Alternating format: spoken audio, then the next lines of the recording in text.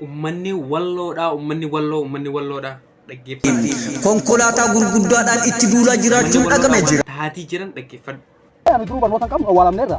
Oromoo mumtana fidannee ta'e maaliif rabbiin nu uume waan ta'eef namni nurraa fudhachuu waan ta'eef bara maati. Oromoon nu gargaaru waan ta'eef.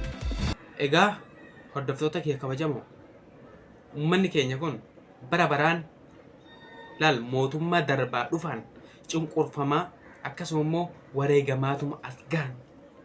wareegamaatuma as gahan jechuudha. Ummanni keenya kun bara dhufaa darban wareegamaa meeqatti kafallee an kan na dhibe walloon kun maalifiini bara baraan osoo dhiiga hin kafalle dhiiga hin dhangalaasne jechuudha hin man jiraatan. Dhiiroo ajaa'iba mee bara bara mee amata keessatti osoo lolli hin kaane mee dhageessanii agartanii inuma kaa meeqatu wareegama yoo xiqqaate jechuudha nama 50 gati. Nama 50 ol ni ta'a jechuudha wanni wareegamaa bar meeqa bar odeeffannoo otoo nagaan qoratee jechuudha hedduudha bar kan guyyoodhaa dhumaa jira. Egaa ani hadha jechuudha lolli dheengada tahe san torbaan kana keessa tahamee nama haga dhumee fi biyya isaanii isinii qabadee dhufeetiin jira. Obsaan na eeggadha. Na waliin tura. Wareegamtoota keenya aanaa Hartummaa Fursii ganda diimtuu Coqorsoo irraa wareegaman maqaan isaanii kan armaan gadiiti. Tokko Muhammad Hussein Sheikh Ahmad Hartummaa Caliirraa, 2 Abdallaa Hasan Garboota irraa, 3 Ammuyyee Hasan Garboota irraa, 4 Hasan Ahmad Jaarsaa Garboota irraa, 5 Muhammad Abbaa Koree Garboota irraa, 6 Muhammad Shee Muusaa Wabeerraa, 7 Hasan Lazuu Wabeerraa, 8 Ahmad Nuuruu Wabeerraa, 9 Muhammad Waayyuu Wabeerraa, 10 Shee Ahmee Wabeerraa, 11 Yahyaa Muusaa Yahyaa Kokorsorraa, 12 Muusaa Hasan Muhammad Funyaan Soleerraa, 13 Aliyyi Ahmaduu Umaree Gollarraa, 14 Abduu Quufaa Jumaateerraa, 15 Ahmad Muhammad Abduu Coqorsorraa, 16 Ahmad Nasiiboo Wabeerraa. Egaa kabiraatilleen kan mana haakimaa yaalaaf dhaqe achitti lubbuun isaadhaa dabartee jirti, shahiidee jira jechuudha. Kan amma isiniif lakkaa'e kun nama 16, kan mana haakimaa sanii wajjin nama 17 ta'a jechuudha. Egaa hordoftoota kiyya kanneen nurraa wareegaman kana fakkaatanii rabbiin jannata isaan haa qananiisu du'aa eegodhaa fi kan hafaniif jajjabina hawwina. Egaa namoonni dhuman kana fakkaata jajjabina hawwinaaf kan dhumaniif jajjabina hawwinaaf kan wareegaman lola kana keessatti jechuudha namoota hedduu qeerroo qaqqaalii biyya jijjiiruu danda'anitu dhumee jira jechuudha. Bara dhufaa darbaan cunqurfamna jechuudha. Keenya kun maali laata dhiiroo barumaan gadadoo yaa walloo anaa nyaatu maal koosiif haa ta'u. Ummanni keenya bara dhufaa darbaan unuma dararaman. Mootummaan dhufaa darbaan inuma fixa. Faannoon ni fixxi.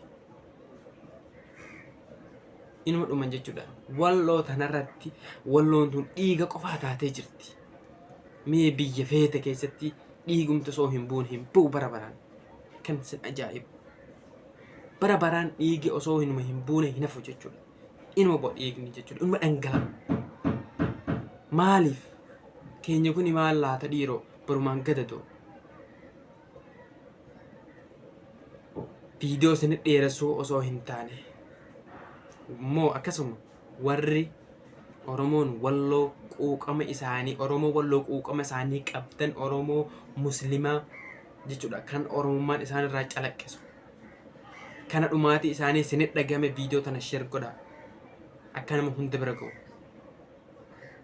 Akkasuma immoo dhaamsi koo viidiyoon kun yeroo isin bira ga'e zim jettanii hin darbinaa haga dhumaadhaa dhaggeeffadhaa. Maaliif jennaan ummata keenya gargaaraa kan jedhudha jechuudha. Kan ani isinitti himuu jiru gargaaraa karaa dandeessanii kan gargaaraa jirtan galatooma.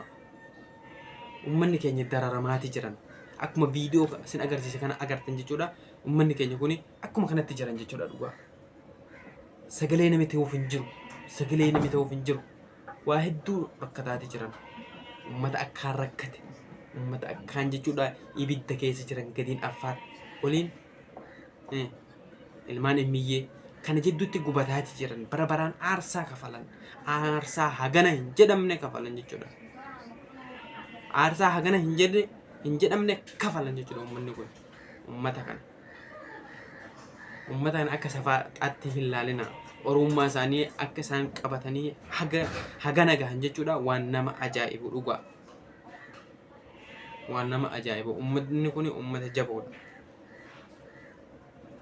awwaan biraa isiniif hin jedhu waan in taanerra viidiyoo poostii hin godhinaa injifannoo keenyas poostii hin godhinaa akkuma duraan viidiyoo duraa keessatti isiniif himesan seenaa Oromoo Walloo ganaa takka takkaan qorannee keessaa baafa har'a jechuudha namoonni akkatti wareegaman nama 17 jechuudha nama 17 namni wareegame nama 17 kana jechuudha maal isiniif fakkaate haga ammaatti jechuudha kanaa olitti ni jira kanaa olillee ni jira jechuudha nama 17 namni wareegame amma nama 17 kan madoon immoo madoon addamnuuf hin baane kanalleen adda baafadhe isiniif hima madoon hedduudha jechuudha akkasuma ambulaansii irraa buusanii cicciraatii jiran harka asii fi asitti hidhaniitii ciraatii turan jechuudha waan akkaan laaluuf illee himuuf illee nama jibbisiisu jechuudha akkas godhaati turan gaaf turatti shaaroobiittis akkattiin jechuudha harka irraa muranii uummata makiinaadhaan deemu jechuudha akkasitti ajjeesan jechuudha ijoollee wal beenu akkasuma waliin guddanneedha ijoolleen akkas taate sun jechuudha